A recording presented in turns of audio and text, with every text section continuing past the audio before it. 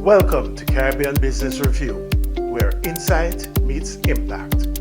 We bring you economic and financial updates, sharp statistical breakdowns, and data-driven insights on the forces shaping the region. Smart analysis, bold ideas, real Caribbean intelligence. This is CBR. Welcome everyone to the 13th episode of the Caribbean Business Review. Lucky number 13, some might say. My name is Joseph Cox. This week our special guest will be Nivea Ramsundar, a noted attorney at law and the outgoing executive director and CEO of the CARICOM Competition Commission. We will be discussing the thorny issue of enforcing competition policy in small fragmented markets such as the Caribbean. Also, coming up on the program is a CBR briefing, where this week we'll be discussing tourism jobs in the Caribbean and how an $85 billion engine still struggles with labor shortages. However, just before we get into the meat of our discussions, I want to bring to your attention two issues. One, the U.S. cuts tariffs on Guyana and Trinidad and Tobago exports to 15% from 38%, with talks now aiming for 10%. However, it must be noted that the U.S. is seeking to collect some $50 billion monthly in tariff revenue, so the effective latitude in terms of the negotiations is dubious. In fact, there are emerging signs that the U.S. economy is slowing down as expected, and therefore the policy dynamic will tighten considerably, making negotiations that more challenging. I also wish to point out that St. Lucia will be introducing unemployment insurance, joining Trinidad and Tobago and Jamaica in that regard. Now, this is a welcome development and a route that I would surely urge all countries to follow as a means to modernize their labor market, remove the labor market rigidities, and provide meaningful temporary social protection and support to persons who have lost their jobs. So I think that's something that really should be encouraged. It should be lauded by all, and it's a path for us to go forward in terms of modernization of our labor markets. Now, at this point in time, I will invite Claudine Lloyd to give us some insights regarding what's coming up on our Market Watch and Global Pulse segments. Thank you, Joseph. Coming up in the Market Watch, 4 Caribbean central banks have launched a pilot for the CARICOM payment and settlement system. Strong passenger rebound at Jamaica's airports, and St. Lucia to launch unemployment insurance. Then in Global Pulse, catastrophe insurance losses hit $80 billion in the first 6 months of 2025. Trump eyes 250% tariffs on drug imports to spur U.S. production. And the Bank of England cuts rates to 4% amid inflation warning. All that and more this hour on Market Watch and Global Pulse. Coming up next is the CBR briefing. The Caribbean's tourism sector may be booming again, but behind the glossy headlines lies a labor crisis and a digital crossroads.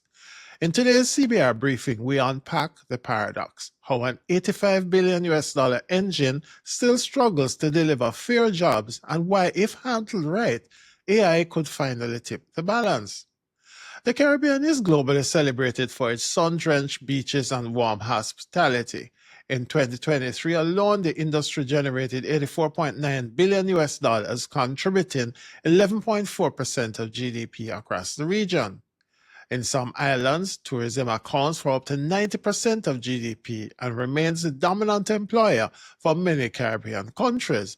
But GDP only tells part of the story. According to the Caribbean Hotel and Tourism Association, the region retains less than 45 cents for every tourism dollar earned. The rest leaks out through imports, foreign-owned hotels, and global supply chains, meaning most of the money doesn't stay in local hands. Tourism jobs are back.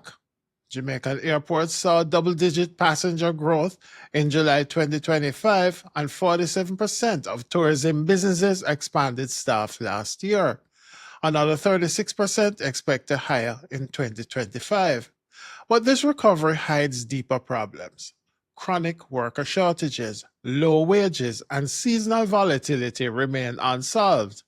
A hotel cleaner in Barbados or Jamaica might earn $500 to $600 per month, and seasonal vendors face even greater income instability. Meanwhile, 30% of the region lives in poverty. In countries like St. Lucia and Antigua, tourism dominates employment, yet inequality persists. Some workers have spent 13 years on rolling yearly contracts, no benefits, no security, and no path for upward mobility. That's not resilience, that's vulnerability. This isn't just a business issue anymore, it's a national risk. Several structural weaknesses continue to hold the sector back. Low local linkages. In other words, too many inputs from food to furnishings are imported. Weak training ecosystems. Many workers lack access to formal certification. Limited career mobility, especially in small hotels and community tourism. The World Bank urges alignment between workforce development and tourism needs, including regional certification, public-private job matching, and stronger local supplier ecosystems. Even as demand rises, 87% of businesses reported higher operating costs in 2024. Despite that, 66% turned a profit and 42% saw higher profits than in 2022. Optimism is high, but so is pressure. From climate change and sargassum blooms to skyrocketing airfares and tax hikes, businesses are being squeezed. Infrastructure, financing, and environmental stress are now frontline issues. And into this fragile equation enters another disruptor, or perhaps a savior. Artificial intelligence is transforming global tourism, and the Caribbean is no exception. As of 2024, it was estimated that AI adoption in the regional tourism industry was approximately 33%. Already, Bay Gardens Resorts in St. Lucia is using AI for HR, marketing, and menu planning. The Aruba Tourism Authority uses My Aruba Assistant, and Discover Puerto Rico launched an AI-powered chatbot called Chime. But AI comes with trade-offs. Repetitive roles like booking and front desk support may shrink. New jobs in digital marketing, concierge bots, and tourism analytics are emerging. But traditional service roles risk commoditization unless they are enhanced by human touch and cultural depth. Upskilling is the obvious fix, but here's the paradox. Too much emphasis on certification may exclude rural and low-income workers, and informal skills which define Caribbean hospitality risk being sidelined. The region needs a strategic pivot from volume to value, from dependency to diversification, and from leakage to linkage. That means expanding local sourcing of food, crafts, and culture, recognizing informal skills through RPL frameworks, modular training, and AI-augmented service models, investing in sustainable infrastructure and climate resilience. The Caribbean tourism sector stands at a critical inflection point. There is momentum, but the old model of low-wage, seasonal dependency can't continue. To thrive in the digital age, we must modernize without marginalizing. That means better jobs, smarter training, and technology that complements, not replaces, human talent. If done right, tourism can be more than just a pillar of GDP. It can be a platform for inclusive prosperity and digital resilience. Now that's your CBR briefing. World of constant change, insight is your greatest asset. At Joseph Cox & Associates, we empower innovation across the Caribbean. Whatever your challenge, we can help. We're proudly customer-centric, offering bespoke solutions tailored to every partner. From innovation and digital transformation to leadership and policy, our services are designed to deliver lasting impact. We partner with leaders across sectors, from finance and government to energy, tech, and infrastructure, helping them navigate complexity with confidence. Our work is grounded in collaboration. We connect regional leaders through powerful networks, driving change through joint research. Discover more at josephcox.org. Joseph Cox & Associates. Insight, experience, impact.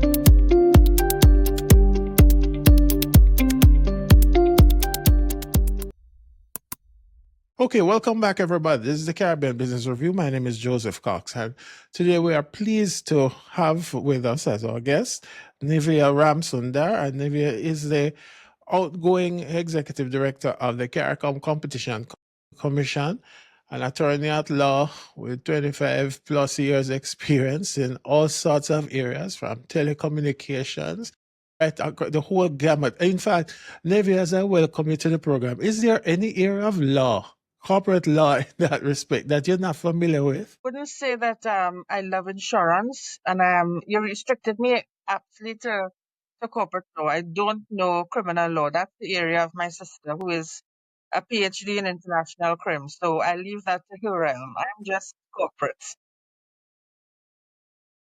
No, man, that's fine. That's fine. But what we wanted to talk to you about today was the whole matter of competition policy, and how it is actually rolling out throughout this region. And in fact, what are some of the global best practices that one can look to? Because to be honest with you, let me start by putting this within this context. Part of the reality, the physical, geographic reality of this region is that they're small countries. I mean, obviously, everything is relative. But with that sort of physical layout, the truth be spoken is that it is seemingly more geared towards monopoly structures in a lot of cases, because just for scale purposes, it seems to be geared towards monopolies or duopolies and the sort of restrictive market environment. Now, within that framework, how viable is our competition framework? How viable is, how we treat with that sort of dynamic? Okay, well, first of all, when we say competition policy, let's analyze what we mean by competition policy, right? Because some people, when they say competition policy, they mean the policy that will inform legislation and framework for competition regulation in a market. That is not competition policy is. Competition policy is every single living macroeconomic policy that can inform competition behavior, and competitiveness. Taxation, intellectual property, data protection, investment, trade, customs, you name it. This is all part of the toolkit of competition policy. And it is important for us to understand that, because we tend to make decisions at a national and regional level on critical macroeconomic issues without the presence of experts in competition regulation, and it is causing a severe gap. You talk about global best practice. Take a look at the European Union and the European Commission. It takes literally no decision of an economic nature without the Director General of Competition being present in the room, advising and scrutinizing policies. They actually have a separate committee in the DG Comp where they scrutinize policies. When the EU issued its digital agenda, a critical crux, the crux of the foundation stone of that was the competition element, not just the regulatory element. So panning out, when in the region we start to think about competition and we don't ascribe to the competition authority, or we don't ascribe any preference to establishing a competition authority in our countries, we are actually shooting ourselves in the foot. And when we say why our region can't have a single market and economy, why can't we face up to the other trading blocks? Well, therein lies the answer. We are missing a key component. So that's the first thing based on your discussion point. The second thing that you raised is that competition focuses more on the monopoly or the duopoly. Now, Right. let's acknowledge that in the region, because of our very small size, there are certain fields that, of course, from the economic perspective, which you will know very well, we have to have a natural monopoly. So for water, we can't have 5 or 6 water providers in a territory like Dominica or even Trinidad, because I know Trinidad, we like to say we're big, but we are still smaller than Cuba and Jamaica. Possibly Jamaica, Cuba, Haiti, These places can have more than one water provider, but just by the mere fact of the effort, time, and cost to lay the grid down for water, for electricity, for gas, for these heavy duty things, it's a natural monopoly for size. So that's where regulation in the sector comes in. And that's important because it helps make sure that the players in the field are keeping alert to standards and they are keeping their consumers happy. When you come out now into the manufacturing sector, when you come out into services, trading goods, that's where the ballpark gets a little bit bigger. And that's where you think about competition in terms of the fact that you need choice, you need to innovate the market, you need to incentivize players to come into the market. It's not Wild West where you had one general store. So we do have firms in the Caribbean right now that are conglomerates, the way Procter and Gamble would be, the way Unilever would be. We do have some conglomerates where they've got everything under the sun. And is it helping us or is it harming us? We've had a wide swath in the region of mergers and acquisitions over the past 8 years in the financial sector, in the past 10 years in the telecommunications sector, and in the groceries and other small goods. We've had some massive takeovers and, we just sit down there and we realize we're going to a shop one day, a mom and pop shop, and it's no more. But, a brand from another island is all over, that shop is all over the Caribbean region. So there is a focus on how to maintain consumer choice. So we don't mind that you are the only brand. But if it is that you have become the only brand because there was no legislation in place to govern how you become that brand, then we at least have to make sure that the consumers have choice while only going to you. So if you are the monopoly, then we have to make sure that there's choice, that there's market innovation, and that there is no harm. There is no rule in competition policy or law that tells you that it's wrong to be a monopoly. You can.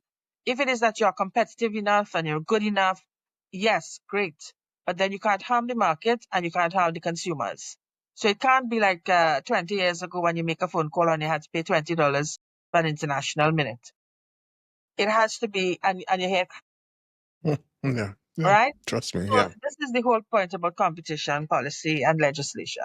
But then, while you're saying all of that, what comes readily to mind is the fact that there is market dominance in a number of the sectors. That's absolutely irrefutable. Unavoidable. And there is predatory pricing. But then, is it that the legislative component, is it that the legal underpinning is not robust enough to treat with it, or is it, or what are the issues why we are not seeing a more, how should I say, strident form of intervention, protection within the market? Okay, so 3 things. Number 1, regionally you have a weak framework. We do have Chapter 8 in the revised Treaty of Chaguaramas that allows for some small degree of cross-border intervention, but you have not yet passed or enacted in the treaty system a mergers policy. So regionally, we can't help you when someone, let's say from Antigua, decides to take over the business in Barbados, right? We can't help you there yet. And there are 2 reasons why we can't help you there yet. It's because, and it feeds into my second point, you don't have national legislation. In the region, in the CARICOM region, we are not the European Union. So that's one thing for us to understand. We are not a full regional integration group. We are basically just a customs union. So when the EU can take a decision and pass legislation that is immediately and directly implementable in their countries, we don't have that. So we have to get around the table, and that brings me now to my third point, where we have national supremacy, national sovereigns sitting down around the table and agreeing lengthily on whether they will apply and agree to certain policy measures. And then you have to wait on those policy measures to be implemented in the national countries. And very often they don't have extraterritorial application. So it's a joint thing. And when we say competition, the partner to competition is usually consumer protection. In Jamaica, you are lucky. You have both very well entrenched in your market economy. You are the oldest competition authority, and you're also one of the oldest consumer authorities. And right now, you are merging the two into a joint competition and consumer body. So good luck with that. Barbados, Trinidad, and Guyana also have framework in both competition and consumer legislations, not the rest. The OECS member states are only just coming up and signing on to consumer legislation. Earlier this year, together with the OECS Commission, CCC did a lot of in-country work, training and building up the public sector in how to implement competition legislation, utilizing the existing structure of the new consumer legislation that they have, and also expanding sector regulation to include competition. So we have severe gaps at the regional level. We have severe gaps at the national level when it comes to legislation, and we have severe gaps at the firm level. Because if you don't have legislation to compel the firm to have a That won't do regulatory it. compliance office or to have a consumer affairs office, they're not going to do it.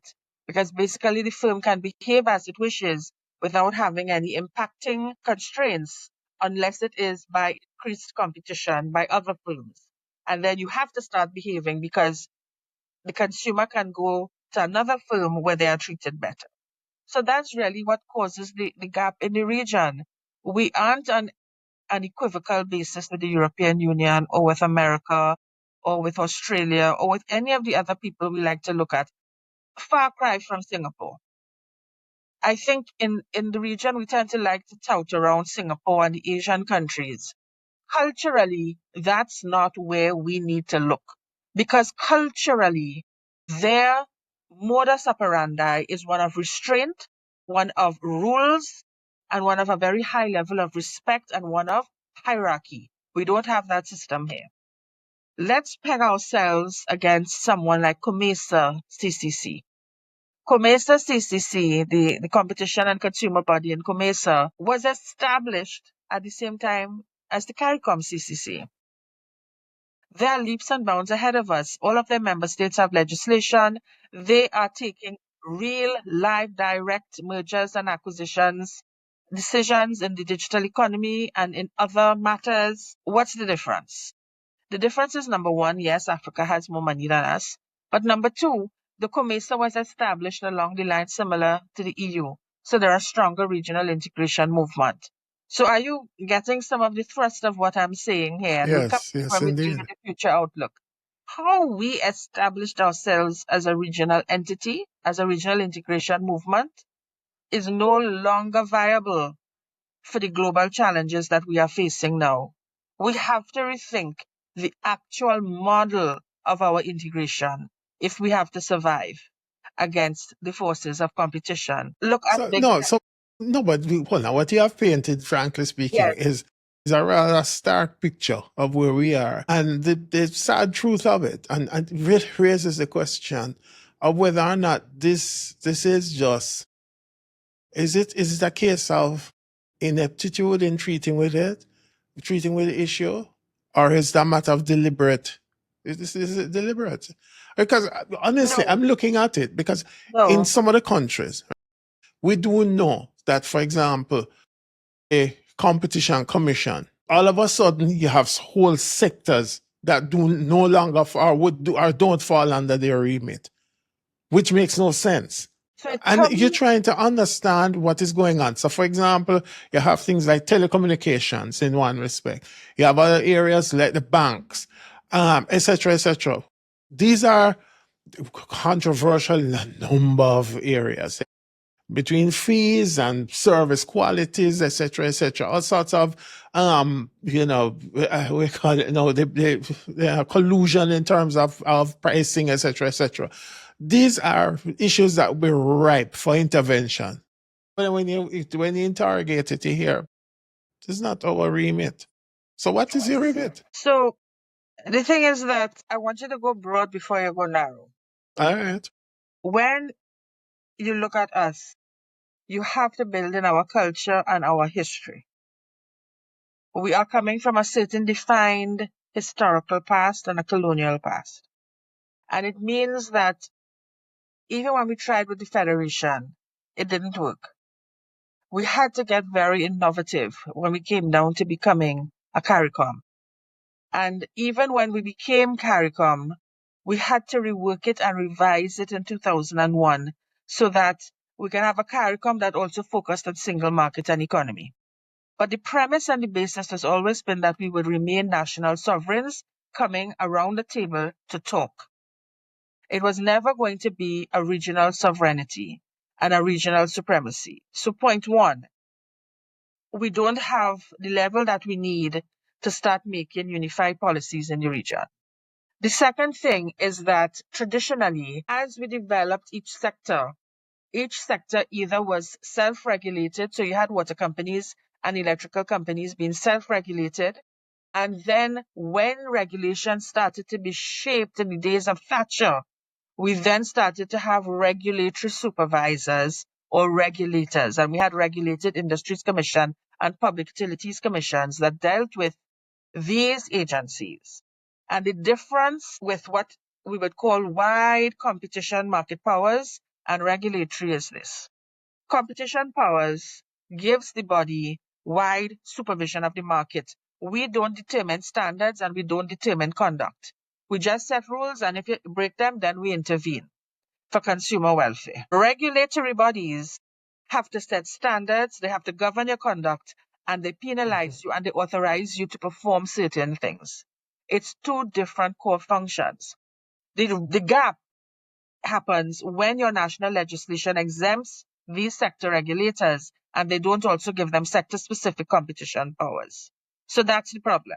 The problem there, which is a very simple one to cure, do a miscellaneous amendment act, and all of your regulators that refer to only one sector, allow them to be competition specific in their area. If you don't have legislation, if you have competition legislation, give them the power and tell them to do so in consultation with the Fair Trade Commission, and in all things that are cross-border, to be recognized by Chapter 8 of the treaty by the CCC, so that the CCC can liaise with that person directly if there's a cross-border matter in that sector. Quick fix. But is there a political will to get that fix done? So the Frankly. political will is what is critical. And the thing is that we have a high chain in the region. We have a high chain because we have a lot of elections in our member states. And even if you may have administrations being returned to power, the same players may not be part of those administrations. So yes, you have change in administrations, but then even if you have the same party coming back, you have a change in who may be responsible. So you have a high churn in opinions, a high change in priorities. And the political will at the moment is at the point where they are actively considering mechanisms to bring this into being because of the fact that you're renegotiating a new economic partnership agreement and because of the fact that we just don't have the tools right now. If you look at big tech and digital tech, the EU and America can call these players to the table and tell them this is how you're going to treat our countries. We don't have that power. And the only way to have that power is to give ourselves the armor that we need through Is it that we legislation and through no, agreements. but is it that we don't have the power, or is We it don't. that we choose not to exercise the power? We don't have the power. We don't have any power of compulsion for external parties unless it is country by country or multilateral agreement. You will get the power if you sit down as CARICOM and you negotiate with them into some sort of multilateral agreement or as country to country and a bilateral. But as of now, you have nothing in the RTC that gives you regulatory powers or compulsion powers to bring somebody to the table to enter the region into the market.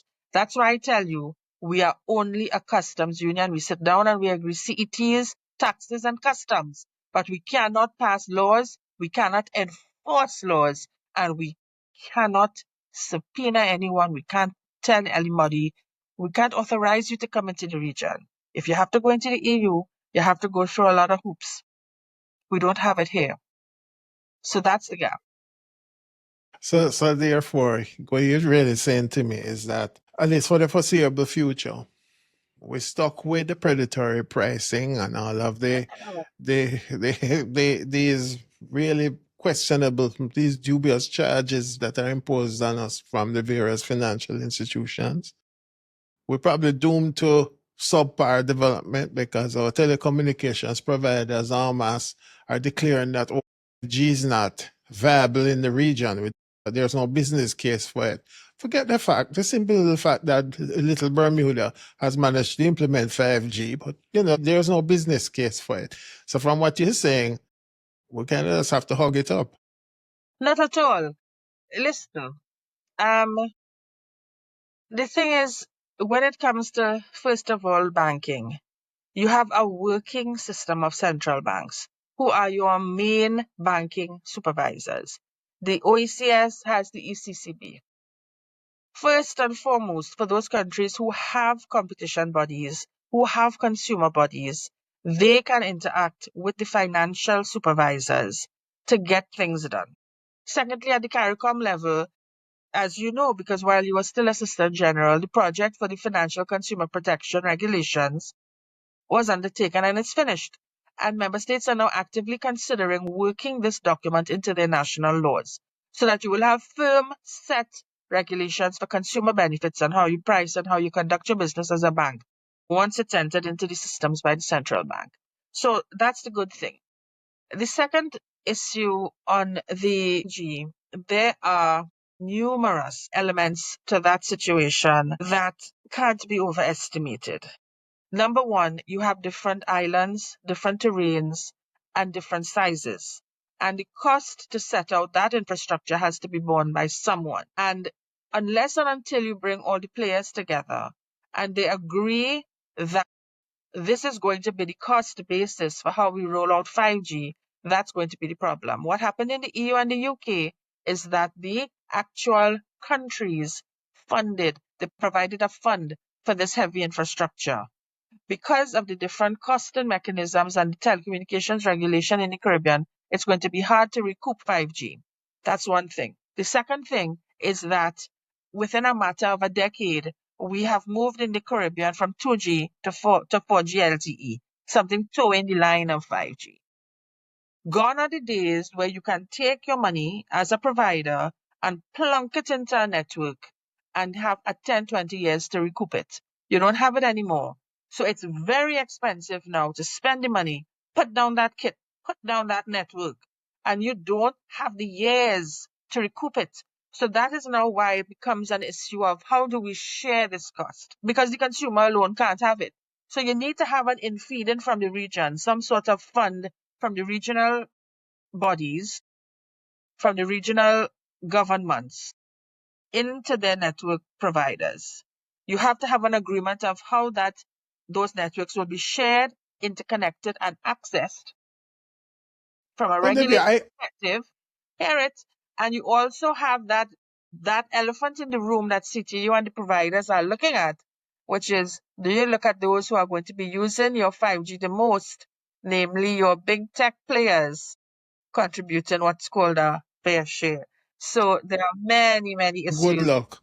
Good luck with that argument because I am yet to see which politician will have the nerve to look on their populace and tell them that they must pay for WhatsApp. Yeah, I wait to see that conversation any day. So some of the other member states actually have packages through one of the providers, an external provider to the region, where your data packages provide access, depending on the amount you pay, for something like WhatsApp and Facebook. So you get internet access on your basic data, but if you want access when you're roaming or at home to things like WhatsApp and Facebook that will cut into their telephony line of business, that's a little bit more. That's different packaging. But you see, the challenge I have with that type of reasoning is that, for example, upon introduction, because of the obvious question, so how come Bermuda can do it and others can't? But leave that for a second. One of the reasons or one of the issues with this is that with the introduction of 5G, upon almost immediate introduction, you open a whole new raft of services that can be offered.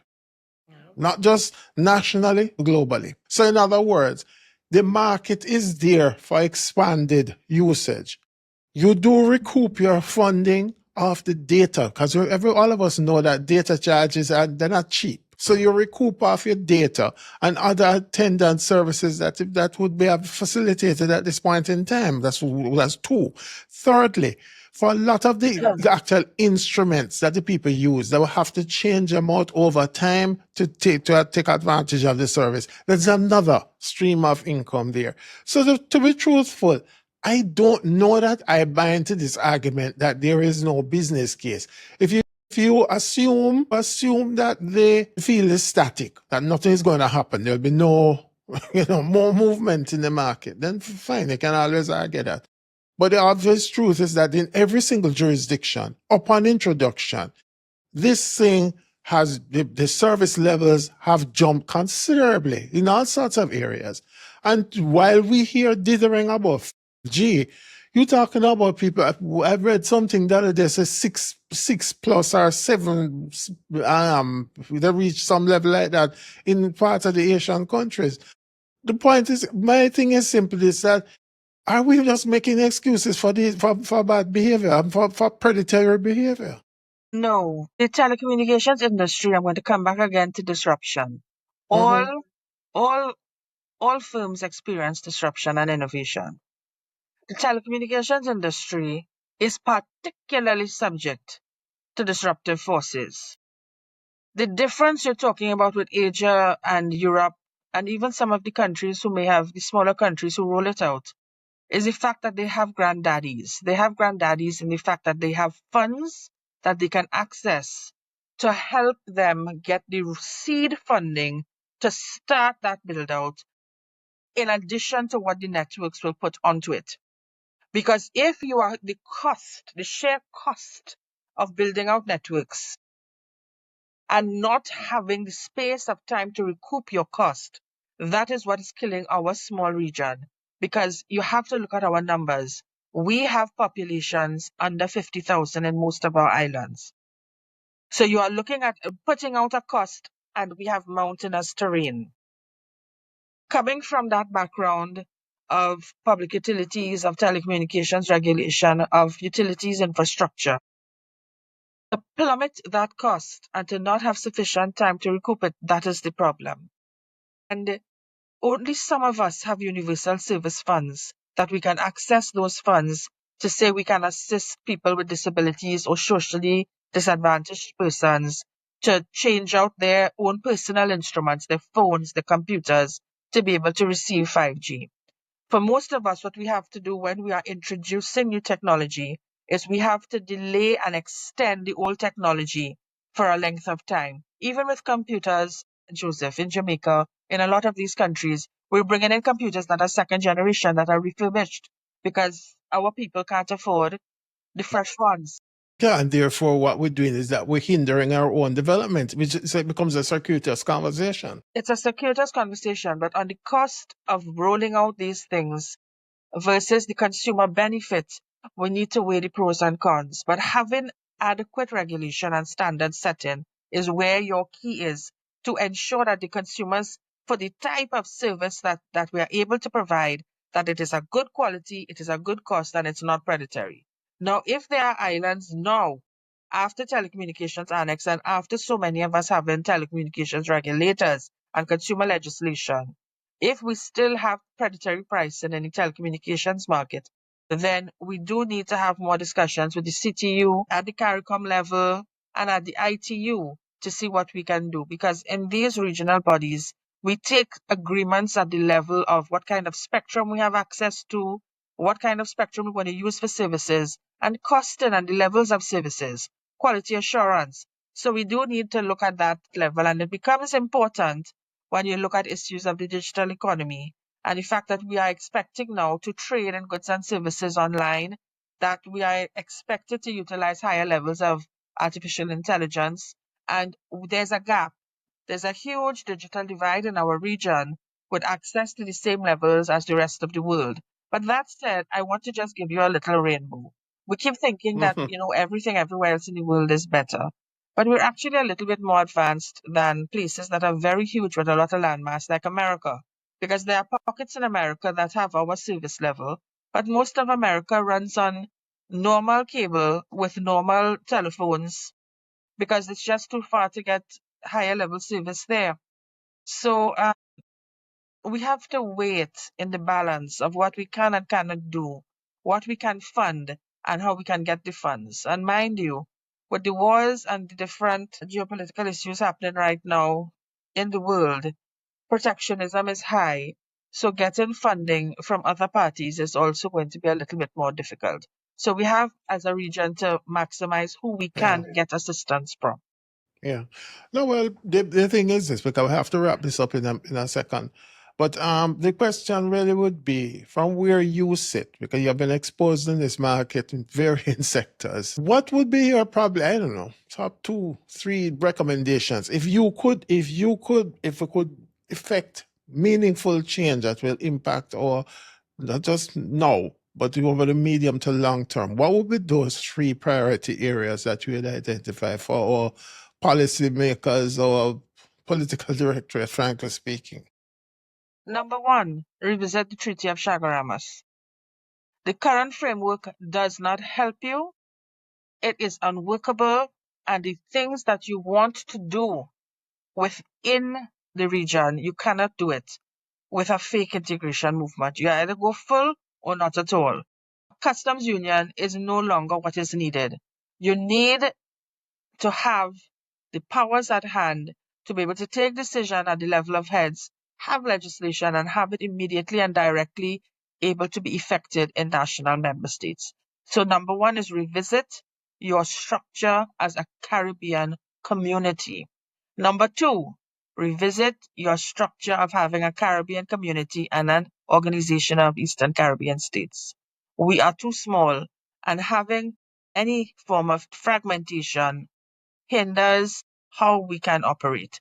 So if we retain a two-tier structure of smaller islands and more developed islands, that's fine, but we have to get more defined interlinkages between whatever version of the Caribbean community we agree the Caribbean community looks like and how it works with the OECS. It can't just be pie in the sky.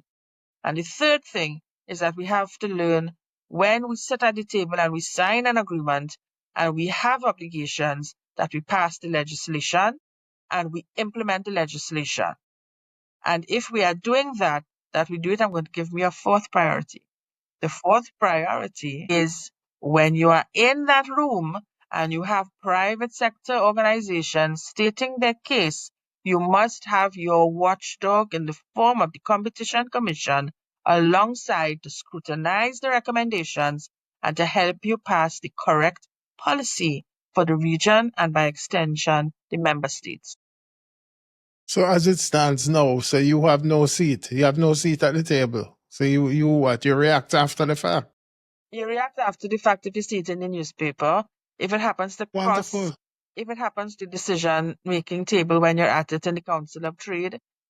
This year we actually stopped getting decisions that were not related to CCC. So you may sit in the room, but you don't actually get the record, which is going to make it difficult for investigations. Because usually, for example, let's look at issues like brown sugar and honey. We just keep checking that, and salt.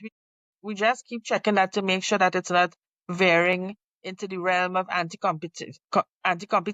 If we don't have it, then we can't help you because there's no system of freedom of information under the revised Treaty of Chaguaramas. So, as I say, the core functionality, the core platform of what the Caribbean community is, needs to be revisited urgently if you want it to work, and if you want it to work the way COMESA is working. Don't even think of the European Union because they have billions and millions, and I know Africa has the same thing as well, but let's just look at little COMESA. Let's just look at the leaps and bounds that the ASEAN community is doing.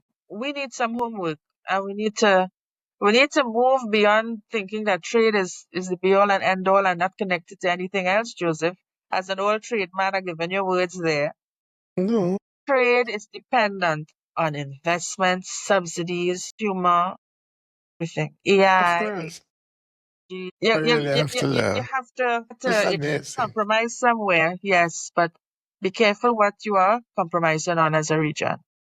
Yeah, but no, I hear you, but this is just amazing. That's all I can say to you at this point in time. This is amazing. Anyway, Nivea Ramsundar, outgoing executive director at the CARICOM Competition Commission, and of course, attorney at law of note for a couple of decades. I'm not going to make you look too old. You already said it, so that's fine. When I look as good as I do, I can say my Good age. work it is. Indeed, my friend, indeed. Thanks so much for your time. I do hope that we'll be able to have you back on this program from time to time to walk us through some of the various serious issues that confront us, not just as a region, but frankly speaking, where some of the countries are concerned, to offer that kind of guidance that is so obviously needed. So thank you so much for Thank you for your having time. me, Joseph. Thank you for My having In a me. pleasure. world of constant change, insight is your greatest asset. At Joseph Cox and Associates, we empower innovation across the Caribbean. Whatever your challenge, we can help. We're proudly customer-centric, offering bespoke solutions tailored to every partner. From innovation and digital transformation to leadership and policy, our services are designed to deliver lasting impact. We partner with leaders across sectors, from finance and government to energy, tech, and infrastructure, helping them navigate complexity with confidence. Our work is grounded in collaboration. We connect regional leaders through powerful networks, driving change through joint research. Discover more at josephcox.org. Joseph Cox and Associates. Insight, experience, impact.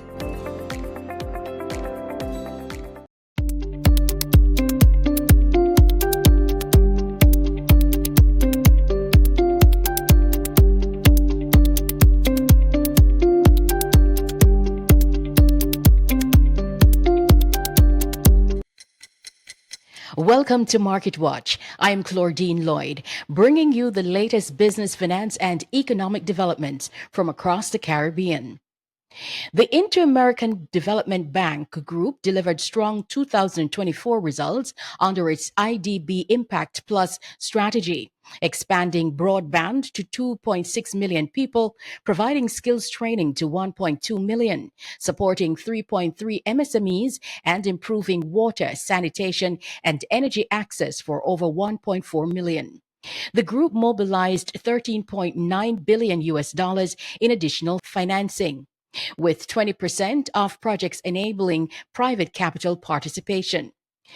Jamaica Broilers has commissioned an 8 million US dollar LNG cogeneration plant at its best dressed chicken facility, producing both electricity and steam to cut costs, reduce emissions, and stabilize poultry prices.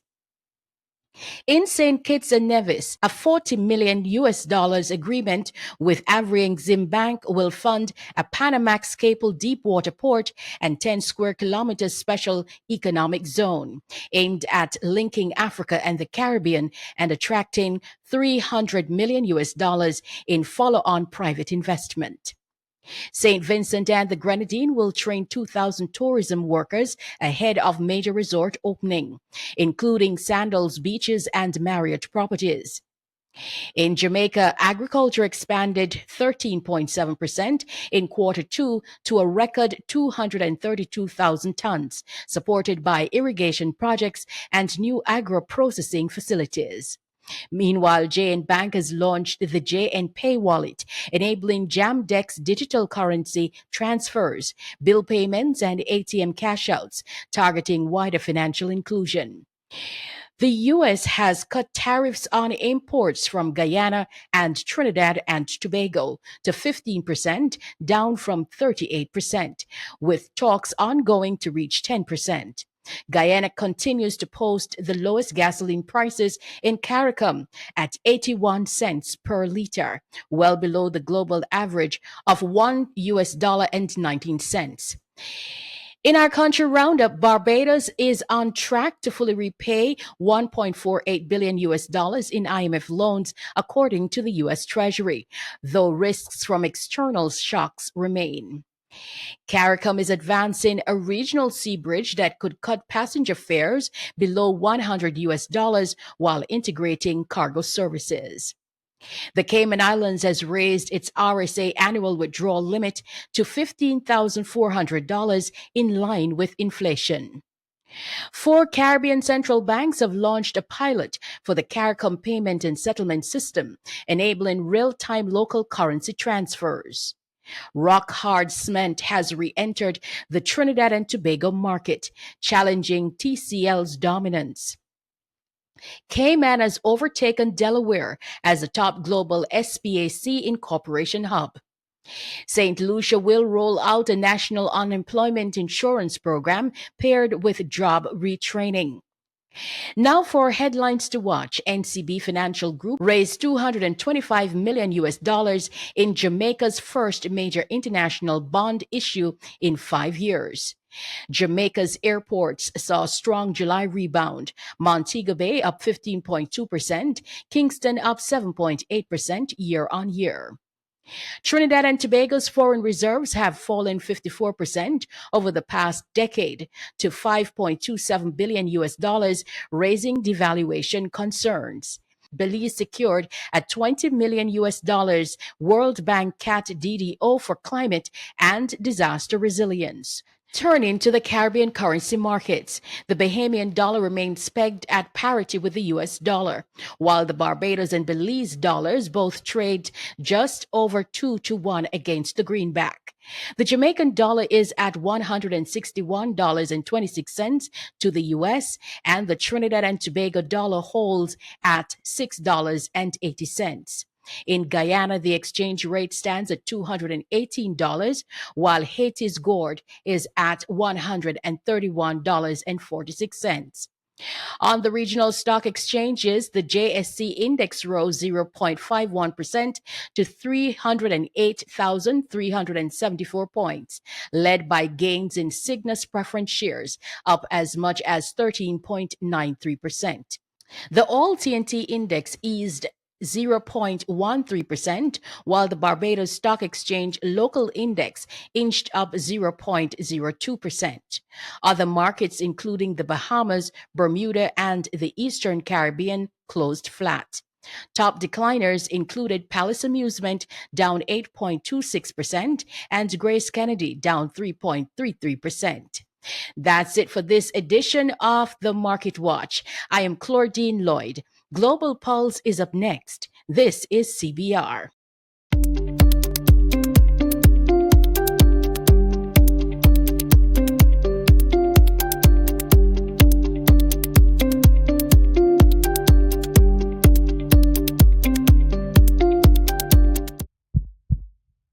From Washington to Brussels to Beijing, this is Global Pulse. I am Claudine Lloyd with your roundup of the week's top global economic, trade, and financial headlines. The U.S. is rolling out a wave of new trade and travel restrictions. Starting August 20, business and tourist visa applicants from Malawi and Zambia may have to post refundable bonds of $5,000, $10,000, or $15,000 with entry limited to Boston, New York JFK, and Washington Dulles airports. Compliance will be monitored by the Department of Homeland Security. President Donald Trump's tariff blitz continues. Reciprocal duties of up to 41% now covers imports from more than 70 countries, including 40% on Brazil, 39% on Switzerland, and 25% on India. India faces additional 50% tariffs over Russian oil ties, putting $8 billion in export at risk. The EU awaits tariff cuts on cars from 27.5% to 15% under the new trade framework. But delays mean duties on BMWs, Mercedes, and Volvos remain in place until the order is signed. In Mexico, import duties on low-value shipments from non-FTA countries such as China will jump from 19% to 33.5% starting August 15, targeting fast fashion giants like Shein and Temu. U.S. goods get softer treatment with duties of 17% on $50 to $117 shipments and duty-free entry under $50. In the Eurozone, retail sales jumped 3.1% year on year in June, but Germany's industrial orders fell 1% as foreign demand slumped ahead of U.S. tariff hikes. The UK economy is flashing warning signs. The steepest construction downturn since 2020, services orders at their lowest since 2022, and the Bank of England cutting rates to 4% in a tight 5 to 4 vote. In Asia, Japan's real wages fell for a sixth straight month in June, down 1.3%, as inflation outpaced pay growth. India's central bank kept rate at 5.5% and held its 6.5% growth forecast despite looming US tariffs, with inflation at a 6-year low of 2.1%. Now for the headlines to watch. AN warns the current soft insurance market may be short-lived, with $100 billion in insured catastrophe losses already this year. Honda's Q1 profit plunged 50% under U.S. auto tariffs, but it raised its full-year outlook on yen weakness and USMCA gains. Maersk upgraded its 2025 profit forecast to $8 to $9.5 billion, citing resilient global shipping demand despite tariff pressures. The U.S. trade deficit narrowed 16% in June to $60.2 billion, with the U.S.-China gap hitting its lowest since 2004. Before we go, let's take a quick look at energy prices and global stock market action. In energy markets, WTI crude held flat at US $63.88. Brent crude inched up 0.24% to $66.59. The OPEC basket fell 1.56% to $69.49. Natural gas dropped 2.51% to $2.99. Across global equities, in the US, the Dow Jones Industrial Average rose 0.47% to 44,175.61. The S&P 500 gained 0.78% to 6,389.45, and the Nasdaq climbed 0.98% to 21,450.02. In Europe, the FTSE 100 slipped 0.06% to 9,095.73. Germany's DAX eased 0.12% to 24,162.86, while France's CAC 40 rose 0.44% to 7,743. In Asia, Japan's Nikkei 225 surged 1.85% to 41,820.48, but Hong Kong's Hang Seng fell 1.07% to 24,507.81. Markets were mixed, with Asia's strong performance offset by weakness in parts of Europe and Hong Kong. I am Claudine Lloyd, and that wraps your global markets snapshot here on Global Pulse. This is CBR.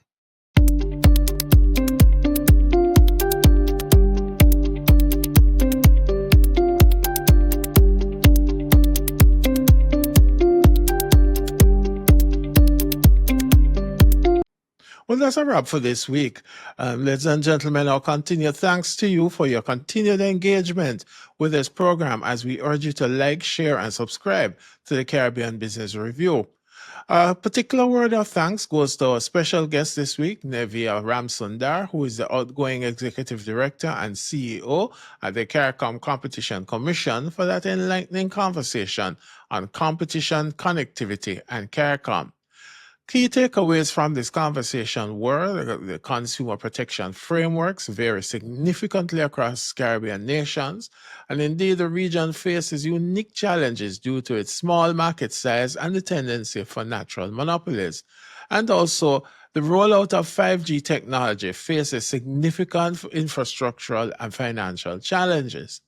Now, please note that this program is also available to you on Spotify. And be advised further that the August 10th edition of the Caribbean Financial Dispatch newsletter is now available. It can be accessed at the dedicated CBR page at josephcox.org, on the Caribbean Business Review LinkedIn page, in our WhatsApp channels, or you can send us a note at caribbeanbusinessreview@gmail.com to be added to our subscriptions list. Now, as we take our leave of you this week, we remind you yet again to like, share, and subscribe to this broadcast as it helps us grow. We invite you to follow us on our social media platforms, TikTok, YouTube, Instagram, X, LinkedIn, among others. With all that said, it's just for me to remind you that my name is Joseph Cox and that this has been CBR.